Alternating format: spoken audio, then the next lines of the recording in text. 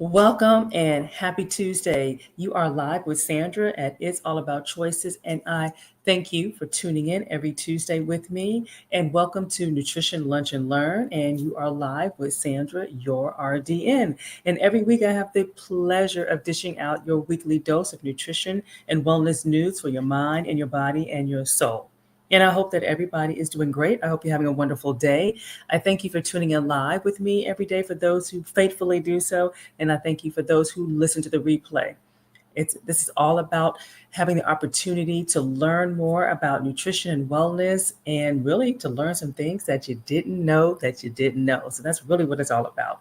And so I thank you for taking time out of your schedule. And so we are on a 3-week series. We're kind of on week 2 of that 3-week series about weight loss and healthy eating, and why is it so hard?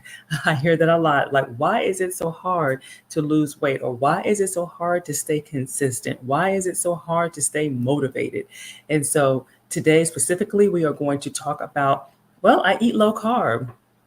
Why is the weight not coming off? Why is it still not coming off? I'm watching my carbs. So this is a very, very, very popular topic, okay? And so prior to the holiday season starting, which to me is around October, many of us were trying to, keep tight controls over our carbs. But now that we're in the holiday season, it's a little bit more difficult to do that. And so this is why I shifted the theme to, just why is it so hard? Why really trying to eat low carb is a struggle, right? The struggle is real. To do it, maybe you're successful for a week or maybe 2, some even go a few months, but eventually something happens, something snaps, some life event takes place, something happens, and it just causes a spiral effect, and it's hard to gain back control. Okay. And so have you ever said to yourself, I'm doing all the things right, I'm eating healthier, I'm exercising every day, why is the weight not coming off? So one sign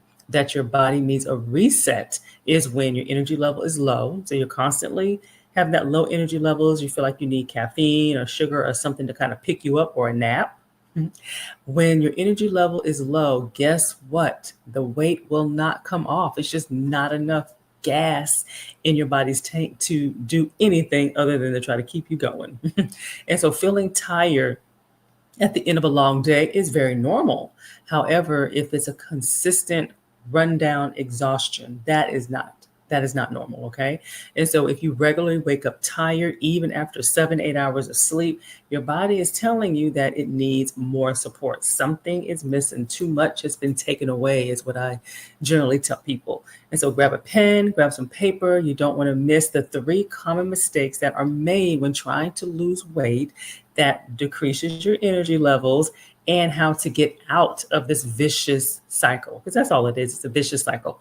And so for those who do not know who I am Sandra Goldtree, and I am a registered dietitian. I am a certified personal trainer and your accountability partner. And my goal is to simply help you to achieve your weight, your health, your life goals without deprivation, without feeling like you're on a diet. Who wants to do that, especially at this time of the year?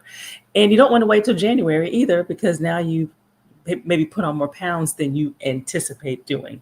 So I want to help you to feel good about yourself and to show you how to get your energy back and enjoy the things that you love doing and enjoy doing. Simple as that. Simple as that. All right. And so for those who are tuning in, please say hello to me. Say your name, where you're tuning in from.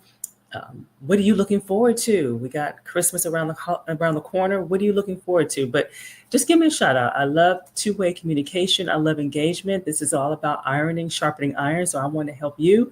And so I want to feel your energy, and I want to know, what's on your mind. If you have any aha moments, if you have any, oh yeah, I can relate to that, or any questions or comments, don't hesitate to put it in the thread. I will respond to them. Okay. I love it. That's what we're here for me to help you out.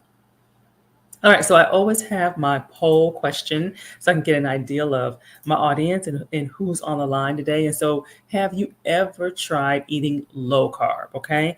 And I mean intentionally, like you made this conscious effort. Oh, I'm going to cut out carbs or sweets, or I'm going to cut out bread, or I'm going to cut out rice, or something specific that you have made that decision that, oh, I'm going to cut it out. Okay.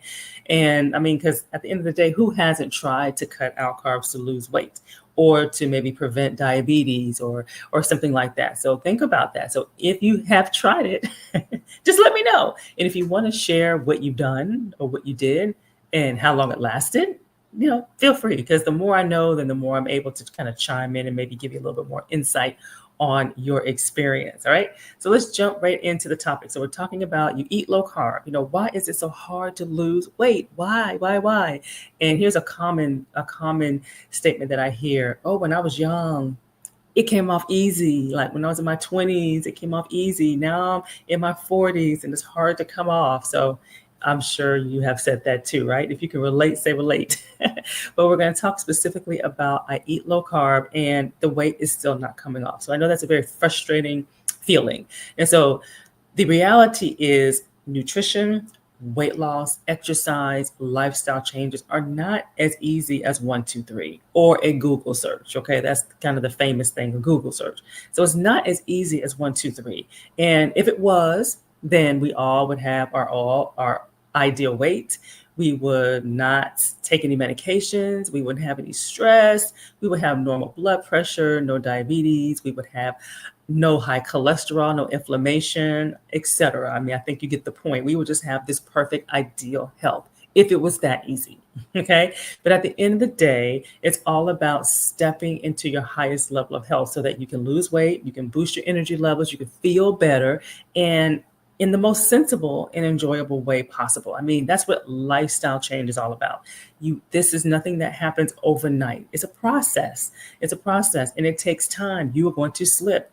You're going to fall. You're going to have indulgences. You're going to overdo it.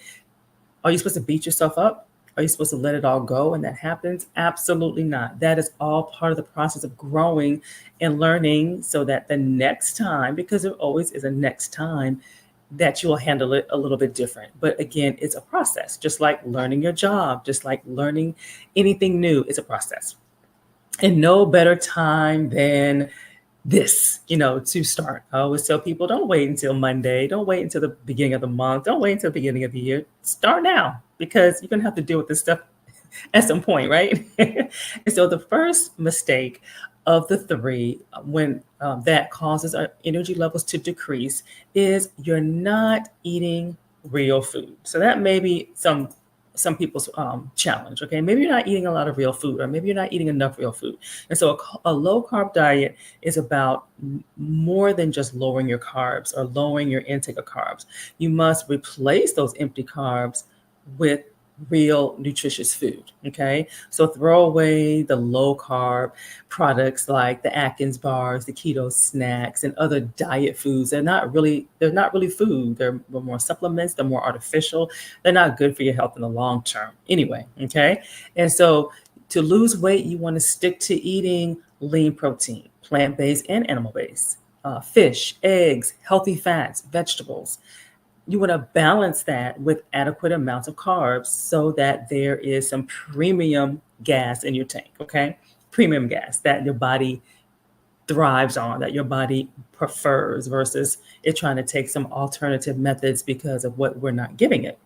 And so also treats like the paleo cookies and the brownies, they can cause problems even though they're made from healthy ingredients, but they should be considered as occasional snacks, not something that you depend on. Okay. There's no replacement for food, real food. Food is actually medicine when it is used in the right way for your body, and food is for enjoyment. So don't think that you always have to have whole grain this and you can't ever have a cookie. Absolutely you can, but understanding is the education behind that and the knowledge base behind that helps you to really make it work. Okay. And gives you a lot more flexibility and freedom than you actually think. All right. And so my next question I'm going to ask, so which ones are your go-to foods for snacks or desserts? So if you have snack foods or desserts, which ones are your go-to? So is it a fat-free type snack? Is it a sugar-free type snack? Is it a gluten-free type snack? That's another popular one. Is it a paleo snack or a keto snack or some combination or something else? You share with me. There's always something new on the horizon, like every other day, I feel like. So if there's something different than what's on this list, then let me know. But which one do you typically, what do you have in your kitchen right now? You may not have may not have eaten it in a while, but what do you have that you maybe used to eat? Okay. And just as a fruit for thought, I always like to talk about gluten free. Okay. Gluten free is not diet food, nor is it even related in any way to weight loss. Okay. However, it kind of gets marketed as such. I hear many people say, oh, I went gluten free and I felt less bloated, or I felt less, or I lost weight. But really, there's other factors that go into the equation when people typically tend to make a a change in how they're eating, especially if it's drastic. They tend to add things that weren't there before. Like they'll add fruits and they'll add vegetables, they'll add more whole grains or something like that. So, or you're just eating less. Maybe you're eating out less and things like that, which typically when you're eating out a lot, that is higher calories. So it's usually some other changes that kind of subconsciously take place that people don't realize. So it's not just the fact that you went gluten free. Okay. And you don't want to go gluten free unless it is a doctor diagnosed reason to go gluten free. So that's a whole nother lie, but at least know that you don't just decide to do that. You do not want to self-diagnose yourself as to need gluten free, because then that introduces other nutrient deficiencies that people don't realize. Okay. So now let's move on to common mistake number 2 when trying to lose weight that often decreases our energy levels, right? And this is something that if you follow me, you know I talk about this a lot. Sleep. Okay. You are not getting enough sleep. If you are sleep deprived, it is going to hinder a lot of things in your life, not just the weight loss. And so sleeping is incredibly important to overall health. Okay. Very, very important. So study after study continues to show that the lack of sleep correlates with weight gain and obesity. So that evidence base is still standing true, okay, to this day. And this gives us even more proof that weight loss is just not as easy as 1, 2, 3 or that Google search, okay? And it's not just about food and exercise, okay? I always tell people that and they're like, huh? Losing weight is not about just food and exercise. No, there are so many things that feed into our food choices that impact our food choices, okay? And if that stuff is not taken care of, then it's going to make it even more difficult. And so a lack of sleep can make you feel hungrier, can make you feel like you want to munch more. It also makes you feel tired and less motivated to want to exercise and eat healthy, okay? And then sleep is also one of the key pillars of health. And so if you're doing everything right, but you're still not getting enough sleep, you're still not getting a proper sleep, you will not get the results that you're looking for, okay? And it's just as simple as that. And at the end of the day, the nutrition is the cornerstone, okay? I tell people you can't outwork at a bad diet. So you can work out till you're blue in the face, but if you're still not eating properly and knowing what that means and knowing what that doesn't mean, then you're going to still not get the results that you want, and you're going to get frustrated, and you're going to find yourself in this vicious cycle of I can't lose it. And so getting adequate sleep is an area that I really attack head on first with my clients, because it takes the longest and because there's so many other variables in the life that usually needs to get adjusted to make sure that we make that time and set those boundaries for at least getting 7 hours of sleep. So it's very vital to include this into your life and to keep it there more than not. So that's what's important. Okay. And so sleep question for you. So how many hours of sleep do you get on most nights? Okay. So let's be honest. So 7 to 9+ hours. If you're doing that, you are great. So keep that up. Don't change it. So now let's work on the nutrition piece. Okay. And then once we get that solid, usually I like to work on exercise and nutrition at the same time. And then what about 6 to 7 hours of sleep? Okay. So people sometimes think if they get 6 to 6.5 that they're doing a good, that, what's 30 minutes? Well, it makes a huge difference when you multiply that by day after day after day. So even if you're getting 6.5, yes, it's better than 5.5 and 4. Absolutely. However, if you are getting 6.5, don't settle for that. Really work towards getting that full 7. And anything less than 6 hours, where do you fall in that department? Because then over time, you will start to feel sluggish. And we push through it. We push through it all the time. But trust me, that is not a badge of honor to push through sleep deprivation, because it just causes so many health implications. Okay. So work on that. All right. And so before getting into common mistake number 3, I have a question for you. So what do you do? Like, how do you go about getting the sleep? How do you go about combating the sugar cravings? Because sleep deprivation will lead to sugar cravings. So that is something that is definitely something that happens. So I'm going to share with you more on how you can really put a lot of this into practice, because the big thing is like, where do you start? Where do you start? Especially when you haven't um, taken the steps to start working with a dietitian. Where do you start? So I'm going to give you some tips and some help on how to do that. All right. And so let's talk about common mistake number 3. Okay, that people really don't think about, and the fact that you have been restricting carbs or calories too long. Okay, so think about it. So you may not do a name diet. We have a lot of name diets out there, but they're all restrictive in some way or fashion. Okay, but maybe you don't do a named one. But if you find yourself, maybe you don't eat breakfast, you're kind of hit or miss with lunch, dinner, yeah, you may eat something for dinner, but maybe you're too tired to eat dinner. So if you have conversations like that with yourself, then you also are restricting as well. It's just not a name diet. Okay, we just allow busyness to kind of take you off a routine of eating, or to not even think about eating. Okay, and so restricting calories and carbs for too long. So it's not a good idea to have the body in a severe calorie deficit for long periods of time. Okay, and this is one reason why intermittent fasting is not the best approach for weight loss, because it will slow your metabolism down. I have seen it over and over and over and over again. So there's other ways. Our bodies are way more sophisticated. It doesn't need to have such extreme measures in order for it to hum properly and to work out as optimal, and to enhance its natural detox system. So it doesn't need to do that. That's another lie.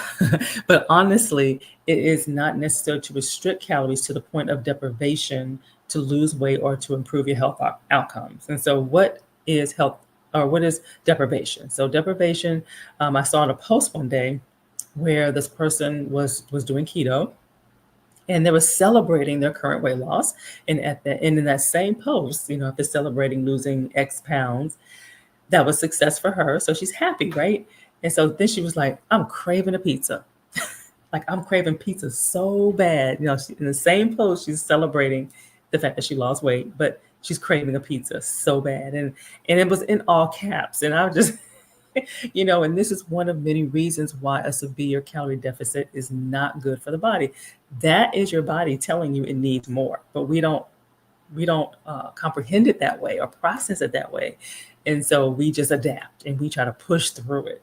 So my reply was, eat some pizza.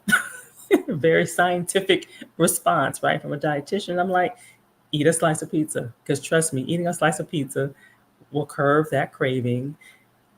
And then instead of you wanting the whole pizza a day later or something like that.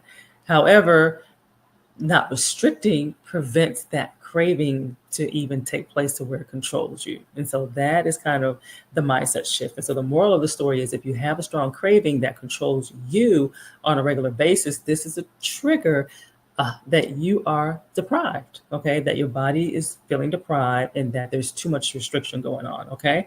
Now, we will have cravings. That is normal. Don't miss this part, though. We must have the ability to control them. That's the difference between wanting something and something screaming at you to where you can't control it. Even if you wanted to control it, you can't. So that's what it's all about. And that's the part that takes a process, and that's where it takes the knowledge and the support. And so I give you this one for free. So willpower, it'll win a few battles. I've heard many people say, oh, I was strong, I had willpower. I said no. And they celebrated that. Okay. But what happened maybe 3 days later or a week later, when another craving came and you're not able to really connect the two, that saying no that one time kind of led to an even stronger craving later. And so saying no to something that you really, really want over time is going to feel like deprivation. And then the uncontrollable cravings will win the war. Okay. It happens all the time. Okay. So in the long run, the uncontrollable cravings will win. So we don't want to handle it in that way. So we want to prevent the deprivation in the first place. So that's ideal. That's ideal where we want to go with this. And let's get our next banner up here. My next question is, so rate your cravings meter. Okay, what is your craving meter? Is it afternoon? It's very typical between, I usually say that 2:30, maybe 4:30 time frame. That's the danger zone, I like to call it, at work, especially if you maybe didn't have breakfast and you didn't have you didn't have lunch, it will kick in. What about maybe your late night cravings? Maybe after work, you've had a long day and you just want to snack, snack, snack. That's usually a result of maybe you didn't really eat too much of anything at all that day. You have occasional cravings. Maybe cravings is not a big issue for you, or you don't have any cravings at all. So you are in control. You gotta, that's great. That's what you want. You don't eat when you're stressed. Usually in those situations, you're not stress eating. You're not emotional eating. So those are very good. Occasional cravings maybe is like an abnormal, something out of the blue type of stress, maybe triggered. Nothing that's day to day. Okay. So those are kind of when an occasional craving would happen, something that's kind of not out of the ordinary for you. Okay. All right. And so any questions or comments, do not hesitate to chime in. Okay. And so the takeaway message, or the big takeaway message, is it's important to have a realistic plan to get healthier. Okay. At the end of the day, weight loss, it takes time. It is a marathon. It is not a sprint. It is not a Google search. It is not a quick fix. It's not a Band-Aid. You want to be able to still take care of yourself, incorporate self-care, make yourself a priority regardless of what is going on in your life. Okay. Yes, we may have to massage some things and alter some things. That's life. But you don't totally just put yourself on the shelf. And that's what we want to avoid. Improving your health outcomes take time. You got to give yourself grace, okay? And allow yourself to enjoy the journey and learn the process. And so putting all of this takes time if you want it to last, okay? Because you want to be able to incorporate things that are and integrate it into your lifestyle. So it takes time to do that and to do it the right way. Okay. So remember, it is a marathon, right? And so a quick recap of the 3 common mistakes that we make that robs us of our energy and sabotages our weight loss and fuels those uncontrollable cravings. And 1, we're not eating enough real food. Okay. So we got 5 food groups. Do a Google search and see what foods fall under those food groups, whole foods. And then you're not getting enough sleep, which is very common, especially in the world that we're living in, and then severely restricting calories or carbs, especially over extended periods of time. So those are the things that will really hinder the progress that we're looking for, okay? And so who needs a plan to get through Christmas, okay? Who needs a plan to get to Christmas, I say, and even after Christmas, okay? So what do you eat? It's never too late to start. So you can even start getting a jump now on some things to eat, some things to kind of, I call it, boost your natural or enhance your natural detox system to help you to feel less bloated, get some of that heaviness off of you even before going into the holidays, and trying some new foods. And so this is a 5-day meal plan. I'm really excited about it. It's 5 days of meals and recipes. It includes a prep guide and it includes an itemized grocery list. And it is completely complimentary, my gift to you.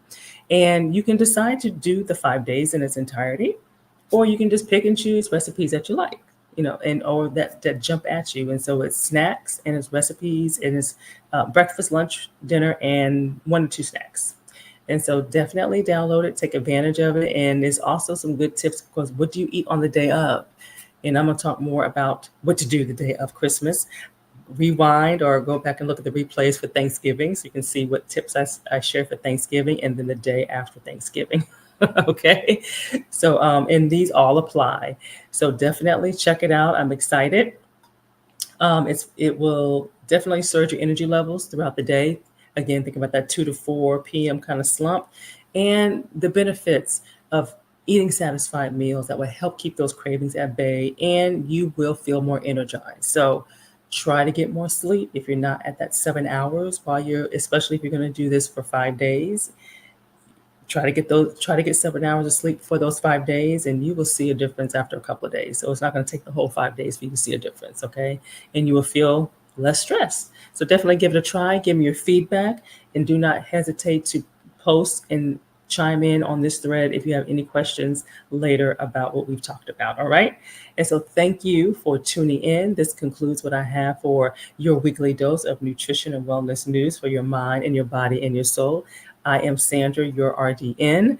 And next week, we are going to continue on this healthy eating. Why is it so hard to lose weight? And we're going to talk about the gym.